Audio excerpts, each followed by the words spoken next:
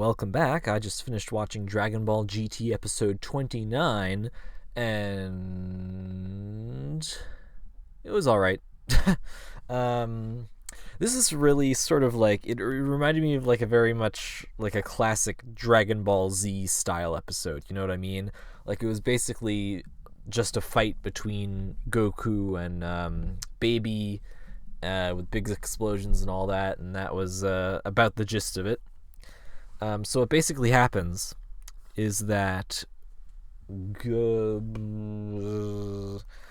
they fight a bit, and Goku's losing, and then Baby transforms by absorbing the energy of some people, and then he beats up Goku some more, and then he absorbs even more energy and transforms into Super Baby 2, and then he supposedly kills Goku, and that's the entire episode.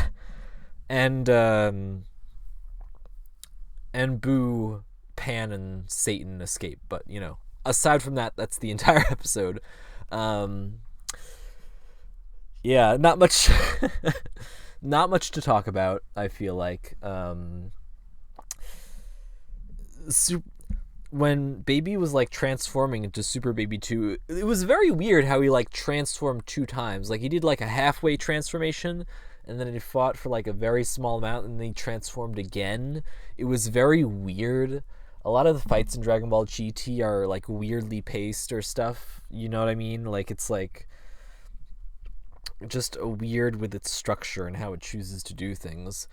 Like if this was Dragon Ball Z, I feel like they would fight, and then Super Baby 2 would transform in order to become stronger, and then they would fight for a while longer, and then after like another episode he would transform again, and then that would be like, you know, how things go. But like obviously stuff is much faster paced than it is in Dragon Ball Z, but I'm just saying, you know, it would have made more sense to space things out a bit more for this fight, I think. But yeah, it did definitely show the strength of Baby. Oh, how could I forget? I'm so dumb.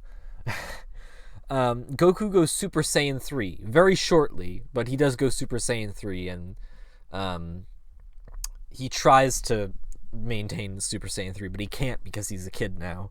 So, yeah, so that's another thing that, like, every now and then it's like, oh, you can't do this because you're a kid now.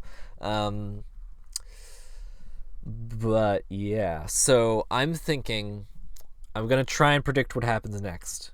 Because I know we eventually get to Super Saiyan 4, but I'm pretty sure that doesn't happen for quite a while.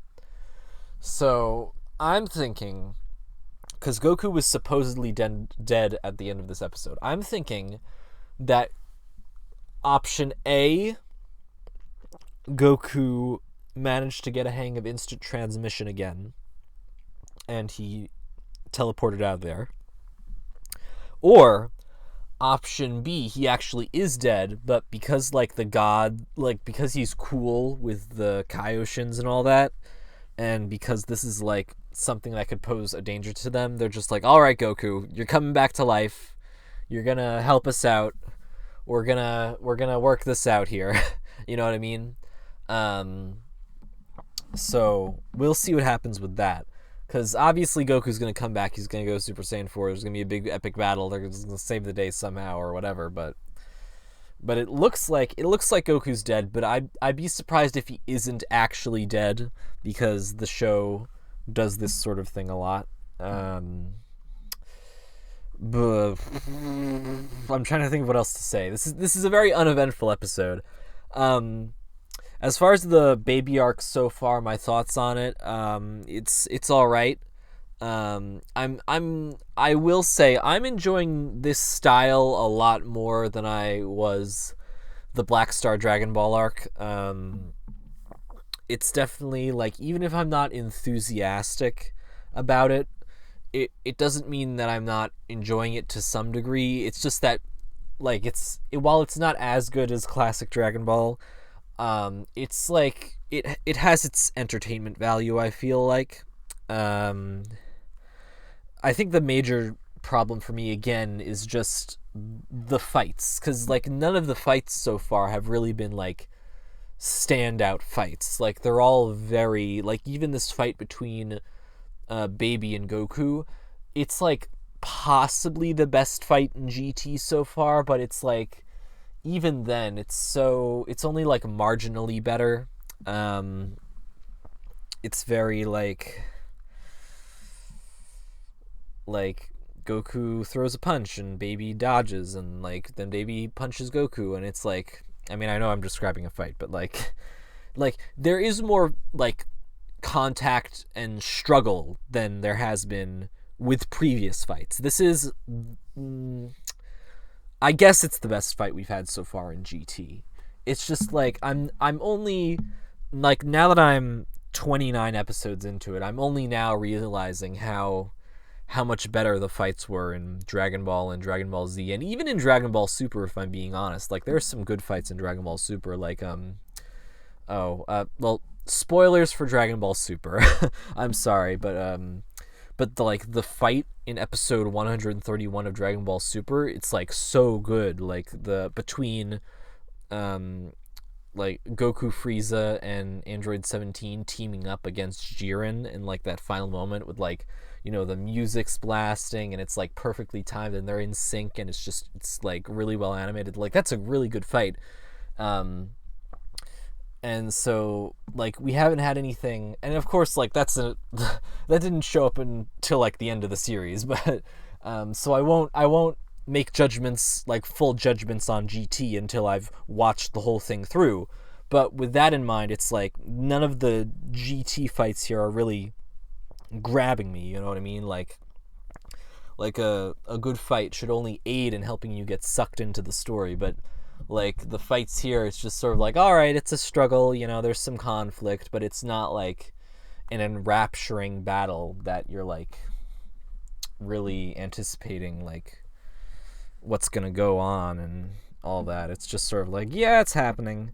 I feel like my enthusiasm for this arc is deflating slightly more and more as each episode goes by of it, because I know it's not technically the official starting point of the Baby arc, but I do consider episode 25 to be the starting point of the real starting point of the Baby arc, just because like that's where we got back to Earth and things really began to change up and it began to feel like they were doing something new. And so I consider us to be like, if we can count like 25, 26, 27, 28, 29, I guess that's like 5 episodes into it. It's I'm very much in the, yeah, it's all right sort of camp. Definitely not something where I'm like, ugh, it's atrocious. Here's something I will say that's interesting about this episode is, like, because obviously I just said Goku loses. It's very interesting to see, like, this is the first time in GT where Goku has had, like, an actual challenge. Because obviously GT has been the show where Goku is basically stronger than everyone else, and it's difficult to get an opponent that is like, that would be a good challenge for Goku. And so this is the first time in GT where Goku has really lost a fight. I don't count that time with General Rild, which was, you know, kind of dumb. And so this is the first time Goku's actually like lost a fight, possibly died. And so it's interesting seeing like Goku being pushed to his limit. It definitely raised the stakes, because now it's like, earlier in the Black Star Dragon Ball arc, I mentioned the why don't they just beat him up problem and power scaling and all that. And you'll notice in the Baby arc, I haven't had any problems with like, well, why don't they just beat him up? Because obviously Baby's so strong at this point. I don't know if they can. But yeah, those are my thoughts on episode 29 of Dragon Ball GT. I hope you enjoyed. If you did, then feel free to check out the other episode reviews I've done. I usually say something, and I'm trying to remember what I usually say. I'm watching through all of Dragon Ball GT for the very first time, episode by episode, doing a review of each one. If I already said for you to check out the previous episodes, stay tuned for more. Keep watching, because I'll make more of these videos, and I hope you have a nice day. Thank you for watching.